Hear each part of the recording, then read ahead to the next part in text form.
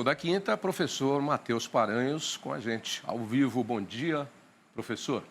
Bom dia, Tavinho. Bom dia para todo mundo aí, com um pouquinho de chuva, né?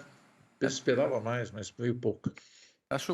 Aí em Jabuticabal choveu um pouco. Aqui garoou, aqui em São Paulo. Também esperava mais, tinha uma previsão aí de um tempo bem chuvoso e com muita ventania. Miou, como a gente diz, Também. como diz o caipira, miou, não veio. Professor, vamos falar hoje de quê? Ovinos? Ovinos, só que bichinho tão interessante. Já criei ovelhas, Ah, é? carneiros e cordeiros. Tem muita gente que chama a fêmea do ovino de carneira. Tá errado, é ovelha, tá? Carneiro eu nunca tinha ouvido falar. Mas carneiro é uma outra coisa, né? A sepultura lá no canto. Bom, saímos por um outro lado aí. Quando a gente fala em bem-estar de ovinos, inclui caprinos também, são espécies diferentes, mas geralmente eles são próximos, né? Ou não?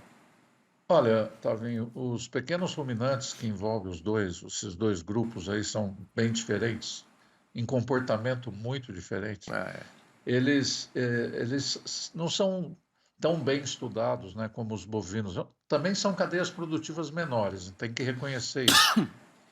E não são tão bem estudados quanto os bovinos, suínos e aves, que têm populações muito maiores, mas isso não limita a importância deles, né? Porque tem uma importância regional enorme em algumas regiões, por exemplo, Patagônia, principalmente a Patagônia Argentina, o que predomina lá é a ovelha, né? Pelas condições de clima, pelas condições da disponibilidade de alimento e tudo mais. Então, são animais que têm uma característica particular e a gente tem que reconhecer a importância nisso. Aqui no Brasil, a gente já teve momentos mais importantes da ovinocultura, no Rio Grande do Sul com lã, no Nordeste com couro e carne, com as raças deslamadas, como a gente chama, né?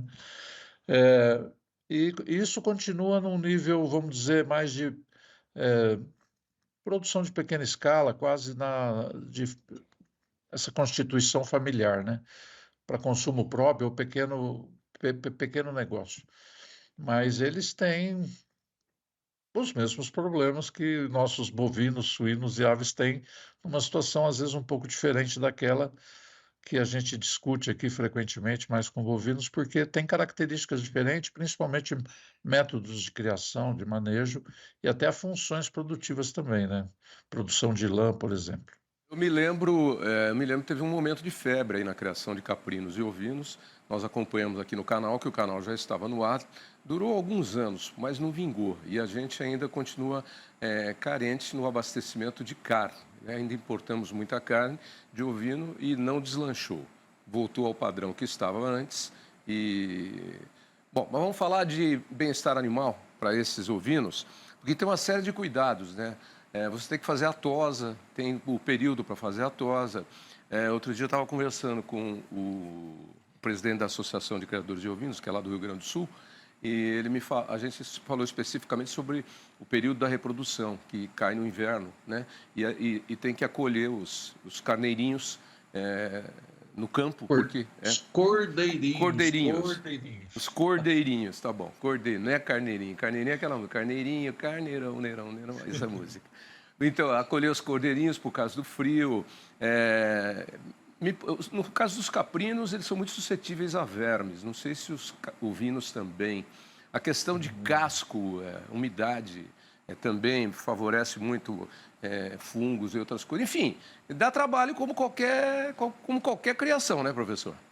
Dá, mas tem especificidades, né? Você tocou num ponto aí de vermes, o Hemoncus, que é um verme que muito frequente, Hemoncus contortus, que é um verme muito frequente na ovinocultura, hoje é um desafio enorme, porque não tem mais vermífugo que tenha boa eficiência no controle desse parasita, né? Ele criou resistência, é isso? Criou resistência já há alguns anos e não tem nenhuma molécula no mercado hoje capaz de fazer um combate 100% eficiente. Como é que faz, professor? Não tem uma erva de Santa Maria para dar para o ovino, não?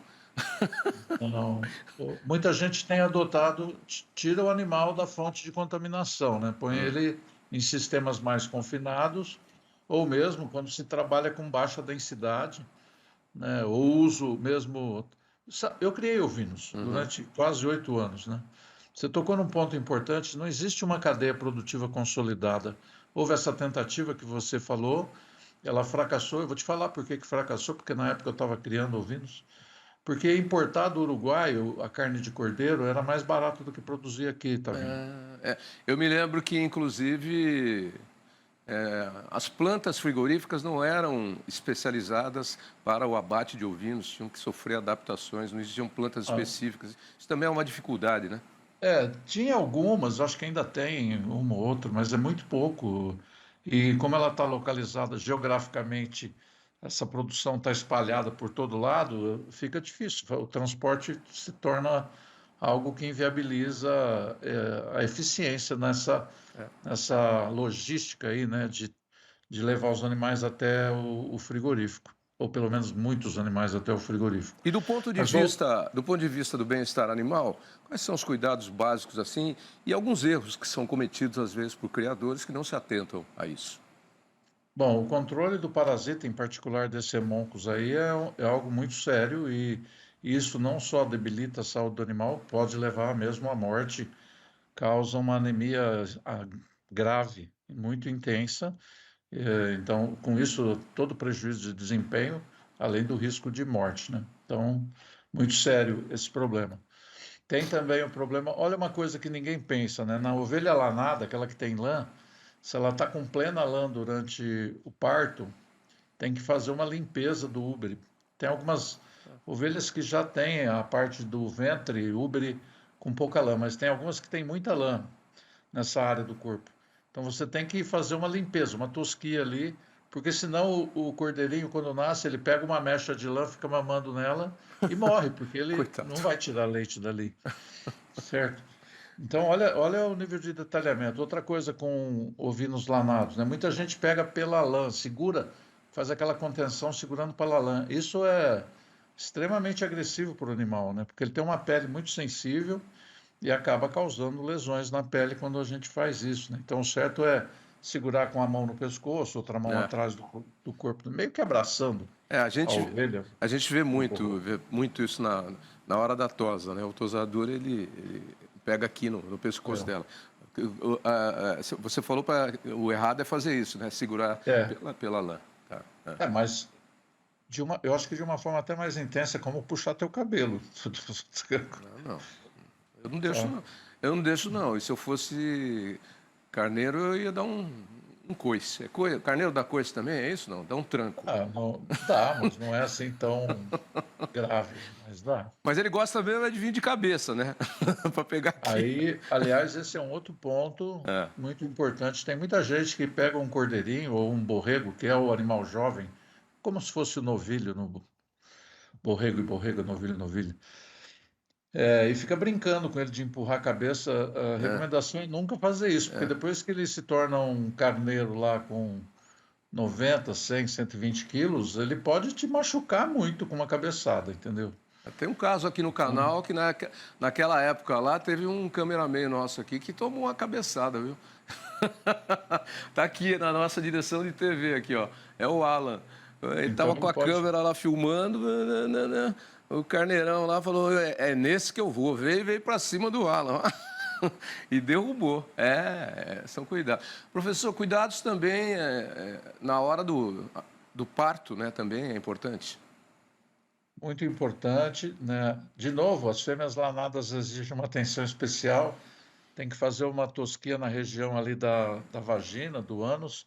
Se começa a acumular urina e fezes, vai dar amíase ali, aí é um problema muito sério, né? Então também tem todo esse cuidado. A ovelha de lã exige mais atenção do que as deslanadas por conta desses aspectos que eu acabei de Uhum. citar aqui, né? Uhum.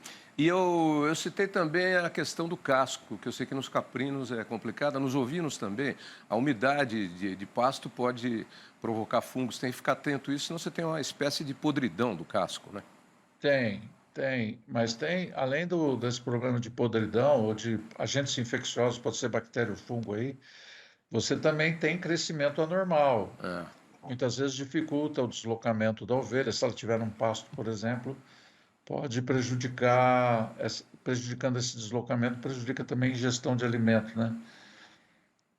Então, acho que merece uma atenção super especial o casco. Na verdade, os bovinos também, né? Bovinos, caprinos e cavalo, todo mundo. Todo mundo.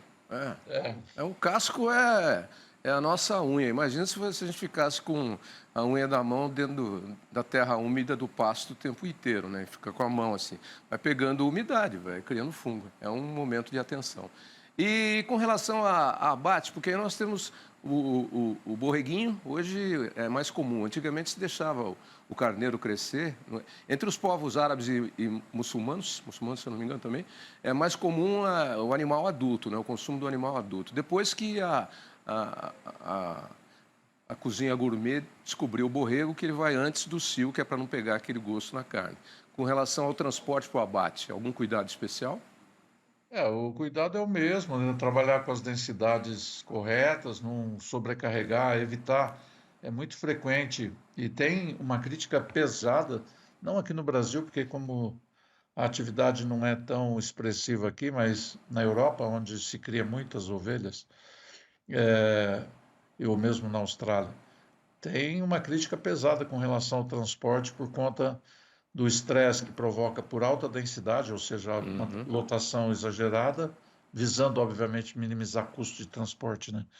Mas também com relação às condições do clima, do microclima dentro desses compartimentos de carga onde eles são transportados, causando um estresse por calor bastante intenso. Ok. Tá aí então, game over. O João já deu game over para a gente ali, terminou o nosso jogo, playoff. Então, voltamos na próxima quinta, professor. E aí ficam os recados e os cuidados e recomendações por quem é mestre em bem-estar animal e que também já criou ovinos, o professor Matheus Paranhos. Descobri mais uma, hein, professor? Foi um tempo bom, eu confesso, mas também não tinha muitas possibilidades aí de comercialização, era uma luta diária. Infelizmente. E fica aqui a lição do português. É cordeiro e ovelha, não é carneiro e carneira, certo? Nem carneirinho. Nem carneirinho, carneirão. Só na musiquinha de ninar. Carneirinho, carneirão, neirão, neirão. Professor, até quinta, hein? Um abraço. Tchau, tchau. Tudo de bom aí. Tchau.